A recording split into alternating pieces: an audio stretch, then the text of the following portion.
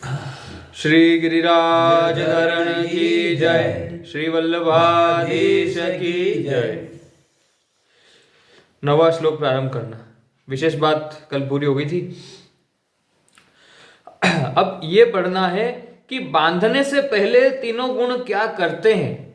अब ये बताएंगे इस श्लोक में कि ये हमने सतोगुण, रजोगुण और तमोगुण तीनों के बारे में हमने विस्तार से जाना कि सतोगुण कैसा होता है। सतोगुण दो तरीके से बांधता है, एक तो सुख और एक ज्ञान। उसको सुख की प्राप्ति होती रहे, ज्ञान की प्राप्ति हो, अपने आप को विद्वान समझता रहे, ये दो बातों से सतोगुण व्यक्ति को बांध लेता है। रजोगुण आसक्ति से बांधता है, कामना से बांधता है, इच्छाओं से बांधता है, यानी कि संग से। और तमोगुण तो अज्ञान रूप से, तमोगुण तो अज्ञान से बांधता है, अज्ञान के कारण ही उत्पन्न होगा। आलस, प्रमाद, निंद्रा, ये इसके मुख्य वो है, मुख्य। पर बाकी है किसके कारण? अज्ञान के कारण। रजोगुण अज्ञान के कारण नहीं होता, बस ये है कि व्यक्ति के मन में कामना है। रजोगुणी व्यक्ति मतलब नवीन कर्म करना चाहता है और नए से नए कर्म करना चाहता है, यानी कर्म बंधन में फंसता चला जाएगा पर वो कर्म करना चाहता है।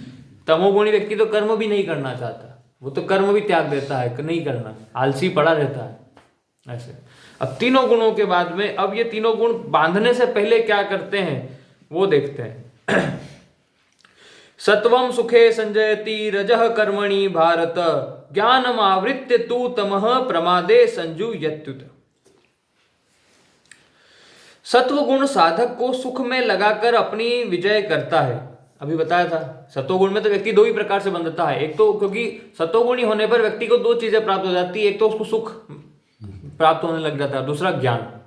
तो इन दोनों से बंधन लग जाता है कि मुझे सुख ये प्राप्त होता रहे और दूसरा मुझे ज्ञान प्राप्त होता रहे। साधक को अपने वश में करता है। तात्पर्य है कि जब सात्विक सुख आता है तब साधक की उस सुख में आसक्ति हो जाती है। सुख में आसक्ति होने से वह सुख साधक को बांध देता है। और जब सुख में आसक्ति हो गई, आसक्ति ही तो बंधन का कारण है। आसक्ति हुई, व्यक्ति बंध गया।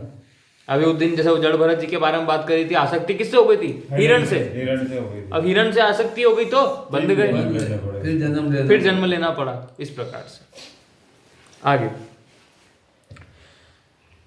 सुख में आसक्ति होने से वह सुख साधक को बांध देता है, अर्थात उसके साधन को आगे बढ़ने नहीं देता। यह भी बात करी थी कि अब व्यक्ति एक तो सतोगुणी हो चुका है। ये बात मैंने भजन के लिए बोली थी कि जो व्यक्ति आध्यात्मिक मार्ग पर भी चल पड़ता है, यानी भजन मार्ग पर चल रहा है, भगवत प्राप्ति के मार्ग पर चल रहा है, पर बीच में होता क्या है, भगवत प्राप्ति के मार्ग पर अपने आप ही व्यक्ति चाहता नहीं है, पर वो भगवान के गुण गा रहा है, इस वजह से उसे अपने आप ही स्वतः ही उसे सिद्धियां प्राप्त हो जाती है। अब अगर वो उन सिद्धियों से आसक्ति कर ले, अगर उन सिद्धियों को भोगना प्रारंभ कर दे, तो फिर वो उसका आगे आध्यात्मिक उसके जो आगे जो था वो बंद हो जाता है। या तो वो पतन की तरफ गिरना शुरू हो जाएगा या फिर वो वहीं का वहीं ठहर जाएगा। अब आगे नहीं बढ़ पाएगा, क्योंकि जो उसे सिद्धियां प्राप्त हुई थी, सिद्धियां सांसारिक है, उसे उनका भी त्याग करना था, पर उसने उनका त्याग ना करके उनको स्वीकार करके उनको भोगना प्रारंभ कर दिया। अब उसने उन सिद्धियों को भोगना प्रारंभ कर दिया। अब वो आध्यात्मिक मार्ग पर आगे नहीं बढ़ पाएगा, अब वो भजन मार्ग पर आगे नहीं बढ़ पाएगा, क्योंकि उसको अब आसक्ति हो गई है उस सिद्धियों से प्राप्त होने वाले सुख, मान और सम्मान से। आगे तो उसके साधन को आगे नहीं बढ़ने देता, जिससे साधक सत्व गुण से ऊंचा नहीं उठ सकता, गुणातीत नहीं हो सकता। इसलिए वो सतोगुणी तो हो गया, पर अब गुणातीत नहीं हो पा रहा। गुणातीत के लिए आपको सतोगुण को भी त्याग, मतलब जब आप उस पे मार्ग पर चलोगे तो ऐसे समझ लीजिए, अगर सांसारिक भाषा में बोलूं तो पहले मतलब आपको पहले थोड़ा धन मिलेगा, अब आपको उस धन को त्यागना है, तब जाके आपको ज्यादा बड़ा खजाना मिल पाएगा। आप ऐसे समझ लो कि एक सबसे बड़ा खजाना प्राप्त करने से पहले आपको पहले थोड़ा एक संदूक में भर के सोने के पूरे जेवर जेवरात मिल जाएंगे। अब आपको उसको पहले त्यागना पड़ेगा कि यार ये नहीं, हमको जो परम सुख चाहिए, ये सुख नहीं परम सुख चाहिए, तो फिर व्यक्ति आगे बढ़ पाता है। उसने अगर इसने देख लिया अरे इतना ही बहुत है मेरे लिए, तो अब तो मेरे लिए इतना ही ठीक है, अब मेरे सब घर परिवार सब चल जाएगा इसी में, उसी में रम जाएगा, अब फंस गया, अब आगे नहीं बढ़ पाएगा। ऐसे आगे यद्यपि भगवान ने पहले 6 श्लोक में सत्व गुण के द्वारा सुख और ज्ञान के संग से बांधने की बात बताई है, तथापि यहाँ सत्व गुण की विजय केवल सुख में ही बताई है, ज्ञान में नहीं। इसका तात्पर्य यह है कि वास्तव में साधक सुख की आसक्ति से ही बंधता है। ज्ञान होने पर साधक में एक अभिमान आ जाता है कि मैं कितना जानकार हूं, मैं बहुत बड़ा विद्वान हूं। इस अभिमान में भी एक सुख मिलता है, अंततो गत्वा उसको प्राप्त सुख ही हो रहा है, जिससे साधक बंध जाता है। इसलिए यहां सत्व गुण की केवल सुख में ही विजय बताई। रज कर्मणि भारत, अब रजोगुण कैसे बांधेगा? तो रजोगुण मनुष्य को कर्म में लगाकर अपनी विजय करता है। अभी बताया था कि रजोगुणी व्यक्ति नवीन कर्म करते रहना चाहता है, नए नए कर्म करते रहना चाहता है, वो कर्म बंधन में फंसेगा। सत्वगुणी व्यक्ति कर्मों के बंधन में नहीं फंसता, वो उसको जो कर्मों के त्याग से, यानी कर्म योग पर चल पड़ा, आप इस तरीके से समझ लीजिए, थोड़ा निष्काम कर्म कर रहा है, सत्वगुणी हो चुका है, और उससे उसको जो सुख प्राप्त हो रहा है वो सुख से बंध जाता है। उसको जो मान सम्मान प्राप्त हो रहा है वो उस मान सम्मान से बंध जाता है, वहां गड़बड़ हो जाती है उसके। रजोगुणी कर्मों में बंध कर फंस जाता है, नवीन कर्मों में। आगे तात्पर्य है कि मनुष्य को क्रिया करना अच्छा लगता है, प्रिय लगता है। जैसे छोटा बालक पड़े पड़े हाथ पैर हिलाता है, छोटे से बालक, तो उसको अच्छा लगता है, और उसका हाथ पैर हिलाना बंद कर दिया जाए तो वह रोने लगता है। ऐसे ही मनुष्य कोई क्रिया करता है तो उसको अच्छा लगता है, और उसकी उस क्रिया को बीच में कोई छुड़ा दे तो उसको बुरा लगता है। यही क्रिया के प्रति आसक्ति है, प्रियता है, जिससे रजोगुण मनुष्य पर विजय करता है, और इस प्रकार से रजोगुण मनुष्य को अपने में बांध लेता है, क्रियाओं के द्वारा, नवीन कर्मों के द्वारा। कर्मों के फल में तेरा अधिकार नहीं है, हम बात कर चुके हैं दूसरे अध्याय में।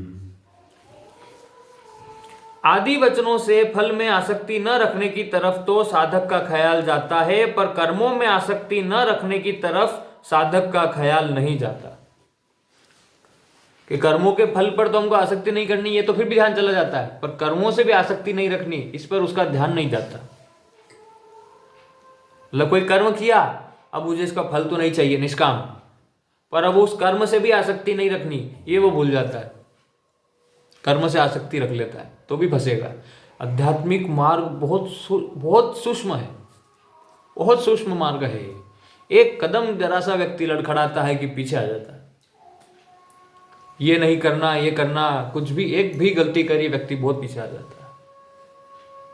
पर अब बात यह है कि हम सब पीछे आएंगे, ये भी पक्की बात है, मैं भी आया हूं, आपको भी आना होगा, पर हम बार बार गिरेंगे तो बार बार उठेंगे भी, यही होता है। ऐसा ही संसार में कोई व्यक्ति नहीं है जिसने एक बार आध्यात्मिक मार्ग पर चला है, बस चलते ही जा रहा है, भजन उसका बढ़ता ही जा रहा है, नहीं, कहीं ना कहीं उनसे कुछ अपराध बनते हैं, कुछ गलतियां होती है, उसको फिर से वो शमन करते हैं, प्रायश्चित भी करते हैं, फिर आगे बढ़ते हैं, फिर भगवान का भजन करते हैं, कोई गलती हुई है तो उससे सीख लेते हैं, फिर आगे बढ़ते हैं, फिर भगवान का भजन करते हैं, और इस तरीके से उठते बैठते गिरते पड़ते, इस तरीके से फिर वो भगवत प्राप्ति करते हैं।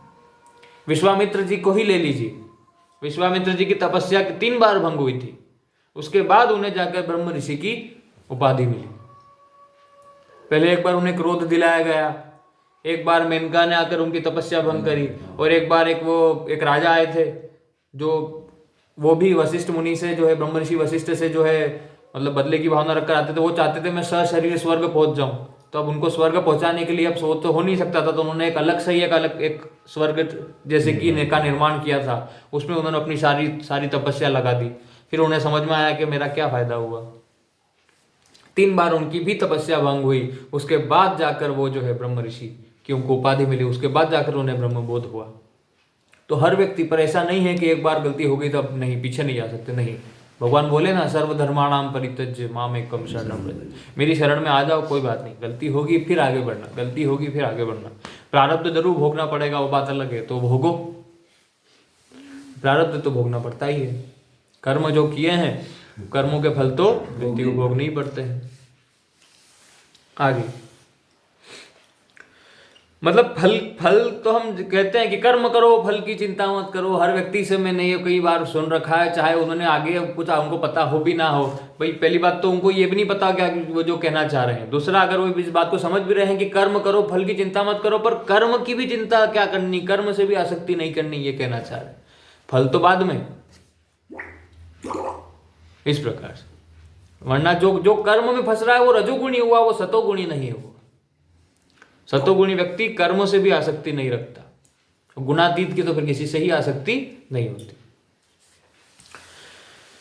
तो कर्मों के फल में तेरा अधिकार नहीं है आदि वचनों से फल में आसक्ति न रखने की तरफ तो साधक का ख्याल जाता है, पर कर्मों में आसक्ति न रखने की तरफ साधक का ख्याल नहीं जाता। वह तेरा कर्म करने में ही अधिकार है, कर्म न करने में तेरी आसक्ति न हो। जो योगारूढ़ होना चाहता है उसके लिए निष्काम भाव से कर्म करना कारण है। आदि वचनों से यही समझ लेता है कि कर्म तो करने ही चाहिए, अतः वह कर्म करता है तो कर्मों को करते करते उसकी उन कर्मों में आसक्ति प्रियता हो जाती है। वृंदावन के एक संत है श्री पुंडरीक गोस्वामी जी, राधा रमन मंदिर के गोस्वामी हैं। उन्होंने अपने प्रवचन में एक बार बताया था कि उनके दादा गुरु उनको कहते थे कि जब अगर आप धाम में गए हैं, वृंदावन गए हैं कहीं भी, तो किसी पेड़ के नीचे बैठकर भगवान का भजन माला ध्यान करना चाहिए। तो वो कहते थे कि जब आप ऐसा कर रहे हो तो अगले दिन जब आओ वापस तो उसी पेड़ के नीचे कभी मत बैठना, अब वापस अपना स्थान बदल लो।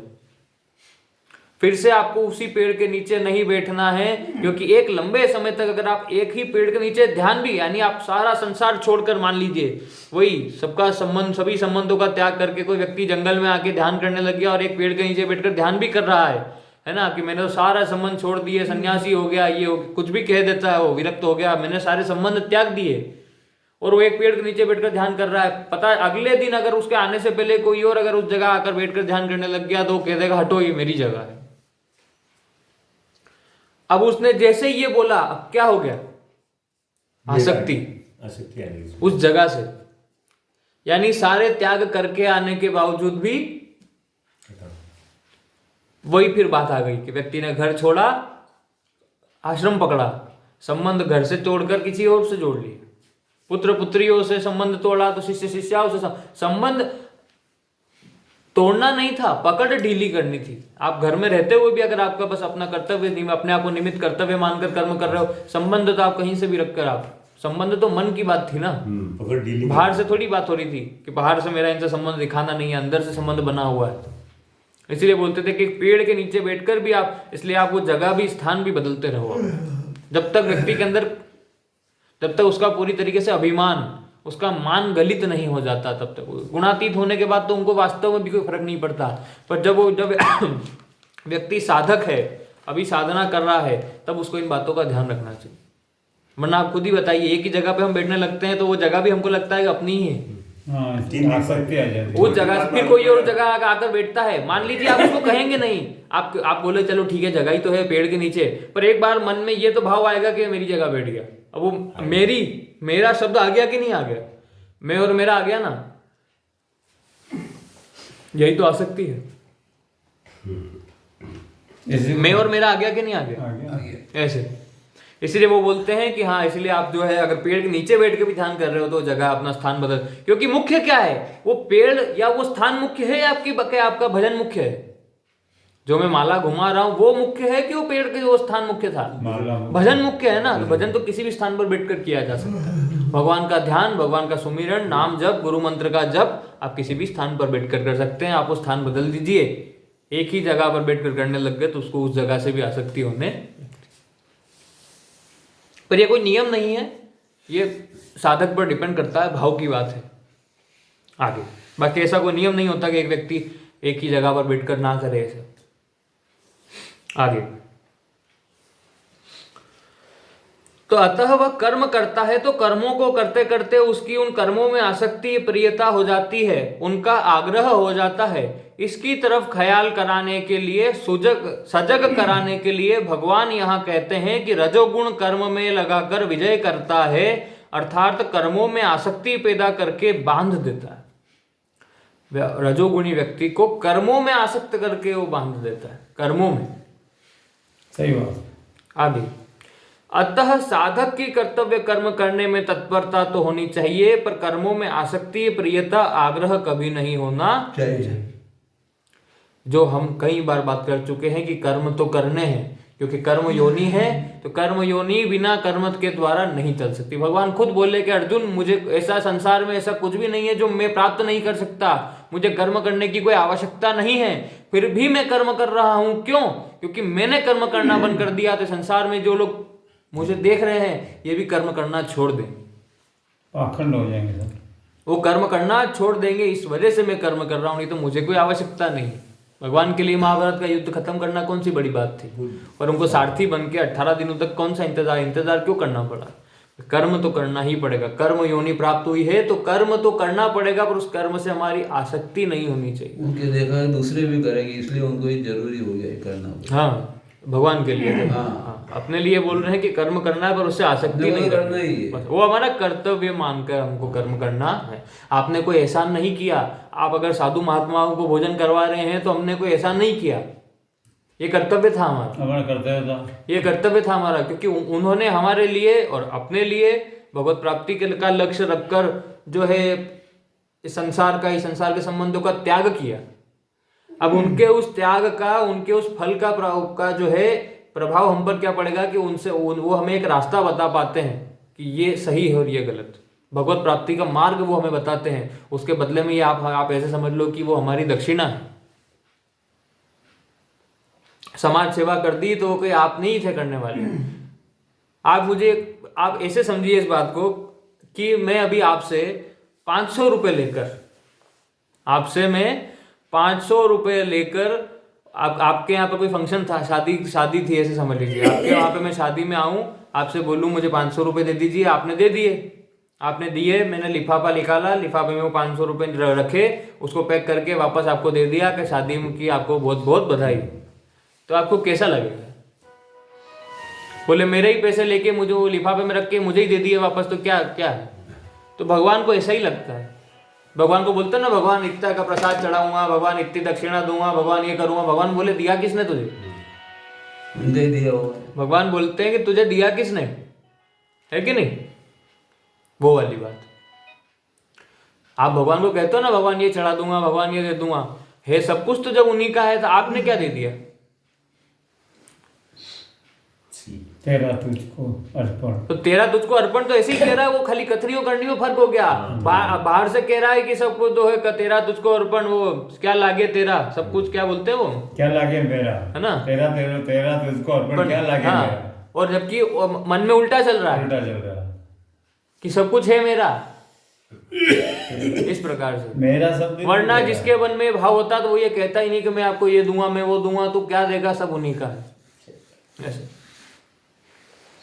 फिर भी भगवान भाव से वो ग्रहण कर लेते हैं, जो प्रेम से देता है भगवान को। जो ये सौदेबाजी करने की कोशिश करता है कि भगवान मेरा ये काम कर देना, मैं उसके बदले में आपके लिए इतना ये करके दूंगा, आपका ये बना दूंगा, ये करवा दूंगा, ये भोग चढ़ाऊंगा, ये मन्नत में ले लूंगा, तो अदला बदली होती है। जो प्रेम से, भगवान तो प्रेम के भूखे हैं, भाव के भूखे, तो जरूर स्वीकार कर लेते हैं। पत्रम फलम पुष्पम तोयम, बोले कुछ महंगी छप्पन भोग की भी आवश्यकता नहीं है, तो एक पत्र चढ़ा दो, एक पुष्प चढ़ा दो, एक फल चढ़ा दो, जल ही चढ़ा दो। भगवान शंकर महादेव तो जल से ही प्रसन्न हो जाते हैं। बोले जल भी नहीं है, बोले जल का सिर्फ और सिर्फ एक तात्पर्य नहीं होता, बोले जल का मतलब इस जल की बात नहीं, बोले और कुछ नहीं है तो जल कौन सा? आंखों का जल। बस कि मेरे विरह में, मेरे प्रेम में, मेरे भाव में व्यक्ति अगर आतुर होकर अगर अश्रुपात भी व्यक्ति ने कर दिया तो भी मैं उसे स्वीकार कर लेता। सहज भाव, अश्रुपात भी अगर हो रहे हैं तो ये इस जल की बात कर रहे हैं भगवान, उस जल की भी बात नहीं कर रहे, आप ऐसे समझ लो, सहज भाव से। आगे, जब तमोगुण आता है तब वह सत असत, कर्तव्य अकर्तव्य, हित अहित के ज्ञान यानी विवेक को ढक देता है। क्योंकि तमोगुण तो अज्ञान के कारण ही हो रहा है, तो वो तो व्यक्ति के ज्ञान को ढक ही देता है, आच्छादित कर देता है, अर्थात उस ज्ञान को जागृत नहीं होने देता। ज्ञान को ढककर वह मनुष्य को प्रमाद में लगा देता है, अर्थात कर्तव्य कर्मों को करने नहीं देता और न करने योग्य कर्मों में लगा देता है। यानी जो कर्म करने चाहिए वो करने नहीं देता, और जो नहीं करने चाहिए उन कर्मों में लगा देता है। तमोगुणी व्यक्ति तो यही कर्म करता है। यही उसका विजयी होना है। सत्व गुण से ज्ञान यानी कि विवेक और प्रकाश यानी कि स्वच्छता, ये दो वृत्तियां पैदा होती है। तमोगुण इन दोनों ही वृत्तियों का विरोधी है, इसलिए वह ज्ञान को ढककर मनुष्य को प्रमाद में लगाता है, और प्रकाश यानी इंद्रियों और अंतःकरण की निर्मलता को ढककर मनुष्य को आलस्य एवं निद्रा में लगाता है, जिससे ज्ञान की बातें कहने सुनने पढ़ने पर भी समझ में नहीं आती। ज्ञान की बातें। परिशिष्ट भाव। सत्व गुण केवल सुख होने पर विजय नहीं करता, प्रत्युत सुख का संग होने पर विजय करता है। इसी तरह रजोगुण भी कर्म का संग होने पर विजय करता है, परंतु तमोगुण स्वरूप से ही विजय करता है, इसलिए तमोगुण में संग शब्द नहीं आया है। मैं सुखी हूं, यह सुख का संग है, और मैं अच्छे कर्म करने वाला हूं, मेरे कर्म बड़े अच्छे हैं, यह कर्म का संग है। संग करने से अर्थात अपना संबंध जोड़ने से ही मनुष्य बंधता, संबंध जोड़ेगा तभी बंधेगा। इस प्रकार से 10वां श्लोक कल प्रारंभ करें। ओम शांति शांति शांति। श्री गिरिराज धरण की जय, श्री गोवर्धन नाथ की जय, श्री वल्लभाधीश की जय, परम दयाल श्री गुसाई जी की जय, श्री विठल नाथ जी की जय, श्याम सुंदर श्री यमुना महारानी की जय। जय जय श्री राधे पूछरी के लोठा की हो प्यारे। हरि ओम तस्